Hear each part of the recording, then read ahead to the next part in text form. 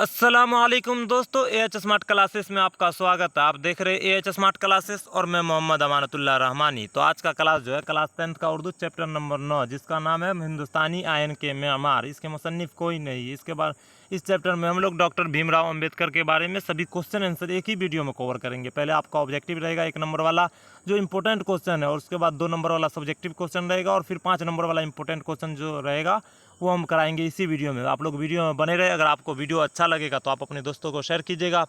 चलिए आज का क्लास बिना देरी करते हुए शुरू करते हैं। चैप्टर का नाम क्या है? हिंदुस्तानी आयन के मेमार। ये एक माखूज, मतलब इसके मुसन्निफ कोई नहीं, माखूज है। आपका सवाल नंबर 1 है, भीमराव अंबेडकर की पैदाइश कब हुई? तो 1890 ईस्वी, 1891 ईस्वी, 1892 ईस्वी, 1893 ईस्वी। तो इसका राइट ऑप्शन क्या हो जाएगा? 1891 ईस्वी। राइट ऑप्शन बा हो जाएगा। चलिए सवाल नंबर 2 करते हैं। भीमराव की वालदा का नाम क्या था? देखिए क्या कहा जा रहा है, भीमराव के वालदा का नाम क्या था, मतलब उनकी अम्मी का नाम क्या था? पुतलीबाई, अयोध्याबाई, भीमबाई, लक्ष्मीबाई।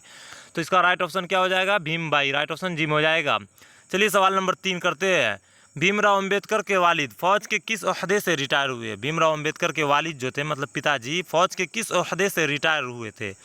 आपका ऑप्शन है ब्रिगेडियर, मेजर, कमांडर, सूबेदार। तो राइट ऑप्शन क्या हो जाएगा? मेजर के ओहदे से। राइट ऑप्शन बा हो जाएगा। चलिए अगला क्वेश्चन करते हैं। भीमराव की शादी किससे हुई? देखिए सवाल क्या कहा जा रहा है, भीमराव की शादी किससे हुई, उसकी पत्नी का नाम पूछा जा रहा है। तो आपका ऑप्शन है रामाबाई, रीताबाई, मुन्नीबाई, कुर्तीबाई। तो राइट ऑप्शन क्या हो जाएगा? रामाबाई। राइट ऑप्शन अलिफ हो जाएगा। अगर पूछा जाएगा भीमराव की शादी किससे और किस उम्र में हुई, तो 14 साल की उम्र में रामाबाई से हुई। याद रखिएगा ये टॉपिक। चलिए अगला क्वेश्चन करते हैं। भीमराव अंबेडकर आज़ाद हिंदुस्तान में किस ओहदे पर फाइज हुए? क्या कहा जा रहा है, भीमराव अंबेडकर जो थे आज़ाद हिंदुस्तान, मतलब हिंदुस्तान के आज़ाद होने के बाद वह किस ओहदे पर फाइज हुए? तो आपका ऑप्शन है वज़ीर तालीम, वज़ीर रेल, वज़ीर कानून, वज़ीर दाखिला। तो राइट ऑप्शन क्या हो जाएगा? वज़ीर कानून। राइट ऑप्शन जिम हो जाएगा। चलिए अगला क्वेश्चन करते हैं। बुद्ध मज़हब में नरवान का क्या तस्वुर है? बुद्ध मज़हब में जो है, गौतम बुद्ध का जो बुद्ध मज़हब है उसमें नरवान का क्या तस्वुर, ये आपसे पूछा जा रहा है। तो आपका ऑप्शन है इल्म का इरफान, दिल का इरफान, खुदा का इरफान, इनमें से कोई नहीं। तो राइट ऑप्शन क्या हो जाएगा? खुदा का इरफान। राइट ऑप्शन जिम हो जाएगा। चलिए अगला क्वेश्चन करते हैं। भीमराव के वालिद का नाम क्या था? देखिए वालदा का नाम पूछा गया तो भीमबाई, और वालिद का नाम पूछा जा रहा। तो आपका ऑप्शन है रामजी, शंकर राव चौहान, रामजी मालूजी सकपाल, इनमें से कोई नहीं। तो क्या होगा इसका right option? Ramji Maluji Sakpal. Right option जिम हो जाएगा। चलिए अगला क्वेश्चन करते हैं। भीमराव कितने साल के थे कि इनके वालदा का इंतकाल हो गया? मतलब क्या है, भीमराव कितने उम्र के थे कि इनके वालदा का इंतकाल हो जाता है? तो आपका ऑप्शन है 6 साल, 5 साल, 7 साल, 8 साल। तो इसका राइट ऑप्शन क्या हो जाएगा? 6 साल। राइट ऑप्शन अलिफ हो जाएगा। चलिए अगला क्वेश्चन करते हैं। वालदा के इंतकाल के बाद भीमराव की परवरिश किसने की? वालदा के इंतकाल के बाद जो है भीमराव की परवरिश, मतलब पोष पालन किसने किया? तो आपका ऑप्शन है खाला, फूफी, नानी, दादी। तो राइट ऑप्शन क्या हो जाएगा? फूफी। राइट ऑप्शन बा हो जाएगा। चलिए अगला क्वेश्चन करते हैं। भीमराव किस उम्र से स्कूल में दाखिला हुआ? भीमराव का जो है किस उम्र में स्कूल में दाखिला हुआ, ये आपसे पूछा जा रहा है। तो आपका ऑप्शन है 7 साल, 6 साल, 5 साल, 4 साल। तो इसका राइट ऑप्शन हो जाएगा 5 साल। राइट ऑप्शन जिम हो जाएगा। 5 साल की उम्र में इसका स्कूल में दाखिला हुआ, और 6 साल की उम्र में, मतलब ठीक 1 साल बाद उसके वालदा का इंतकाल हो जाता है। ये याद रखिएगा आप लोग। कितना साल? 5 साल की उम्र में इसका स्कूल में दाखिला होता है, मतलब एडमिशन होता है, और 6 साल की उम्र में कि वालदा का इंतकाल हो जाता है। याद रखिएगा ये दोनों पॉइंट। इससे आपका 2 ऑब्जेक्टिव क्वेश्चन कवर हो जाएगा। चलिए सवाल नंबर 11 करते हैं। भीमराव की मादरी जबान क्या थी? मादरी जबान मतलब समझ रहे हैं आप लोग? मादरी जबान मतलब माता का जो जबान होता है, मतलब हम लोग जहाँ पैदा होते हैं उसका मादरी जबान क्या होता है? हम लोग का मादरी जबान जैसे उर्दू है। अब हिंदुस्तान का मादरी जबान पूछा जाएगा तो हिंदी है। इसी तरह भीमराव का मादरी जबान जो है गुजराती, मराठी, अरिया, हिंदी। तो राइट ऑप्शन क्या हो जाएगा? मराठी। राइट ऑप्शन बा हो जाएगा। चलिए अगला क्वेश्चन करते हैं। ऑब्जेक्टिव क्वेश्चन आज यहीं पर खत्म करते हैं। 11 क्वेश्चन जो इंपॉर्टेंट क्वेश्चन था वो हम करा चुके हैं। अब 2 नंबर वाला क्वेश्चन जो बहुत इंपॉर्टेंट क्वेश्चन, और किस तरह लिखना आपको ये भी हम इस वीडियो में बताएंगे। आपका सवाल नंबर 1 है। भीमराव अंबेडकर के साथ तलबा और उस्तादा का सलूक क्या था? तो भीमराव अंबेडकर के साथ जो है तलबा और उस्तादा का सलूक जो है क्या था, वो आपसे पूछा जा रहा है। तो आपको इस तरह लिखना जवाब। भीमराव अंबेडकर के साथ तलबा मतलब स्टूडेंट, छात्र होते हैं, और उस्तादा मतलब टीचर का सलूक हकारत आमेज़ था। हकारत आमेज़ मतलब नीचे नज़र से, गंदगी नज़र से देखे करते थे। चलिए अगला क्वेश्चन करते हैं।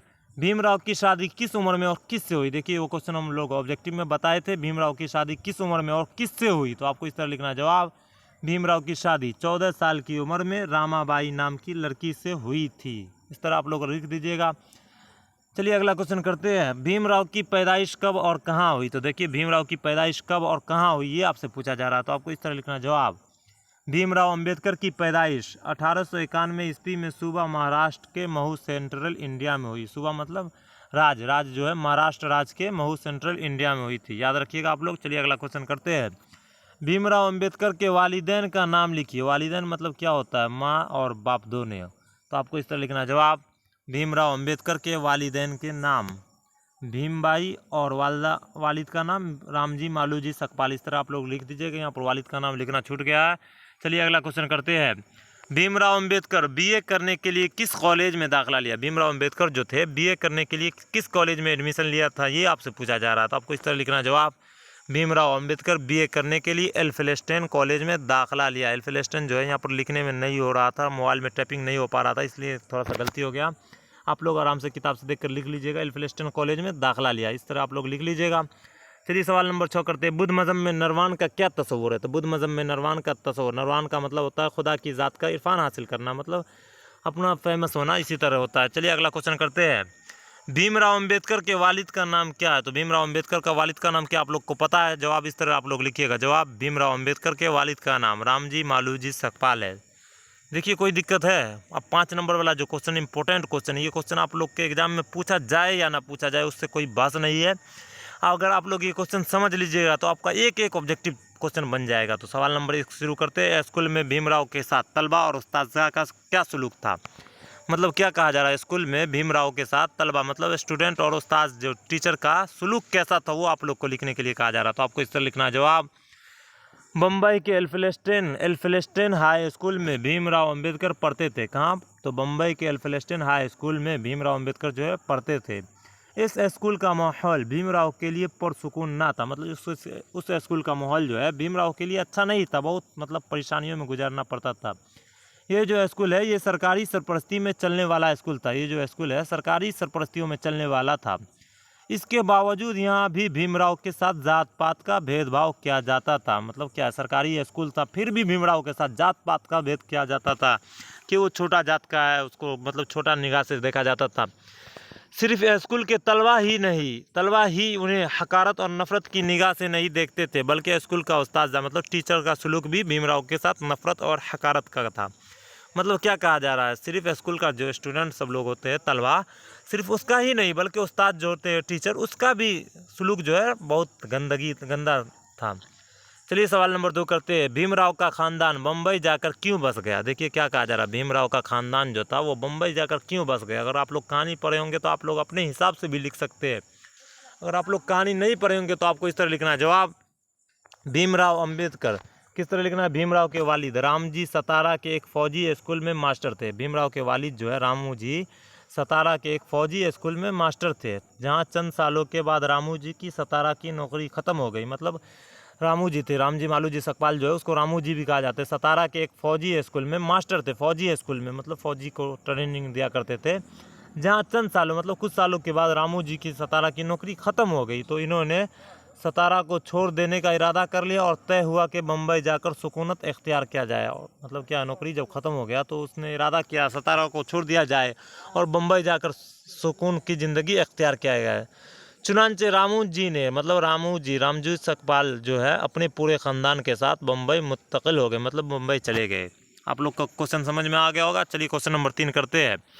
भीमराव के हुसूल तालीम पर 5 जुमले लिखिए। क्या कहा जा रहा है? भीमराव के हुसूल मतलब उनके तालीमी ज़िंदगी पर 5 जुमले लिखने के लिए कहा जाता है। तो आपको इस तरह लिखना है जवाब।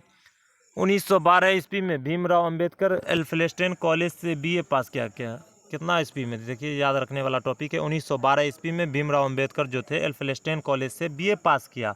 उसके बाद वह बड़ौदा स्टेट से तालीमी वजीफ़ा पर आला तालीम मतलब क्या समझ रहे हो, ऊंचा तालीम हासिल करने के लिए अमेरिका चले गए और कोलंबिया यूनिवर्सिटी में दाखिला लिया। कहाँ? अमेरिका के कोलंबिया यूनिवर्सिटी में दाखिला लिया, जहाँ माशियात के मौजू पर एमए किया। और फिर 1916 ईस्वी में इसी यूनिवर्सिटी से मुआशियात से पीएचडी किया और इसी साल वह इंग्लैंड चले गए और लंदन स्कूल ऑफ इकोनॉमिक्स में दाखिला लिया। क्या कहा जा रहा है? 1916 ईस्वी में उसी यूनिवर्सिटी से मुआशियात के सब्जेक्ट में पीएचडी किया और उसी साल वो इंग्लैंड चले गए और लंदन स्कूल और ऑफ इकोनॉमिक्स में दाखिला लिया और उसी के साथ बेरसेटरी की तैयारी भी करते रहे। तो आज का क्लास यहीं पर ख़त्म करते हैं।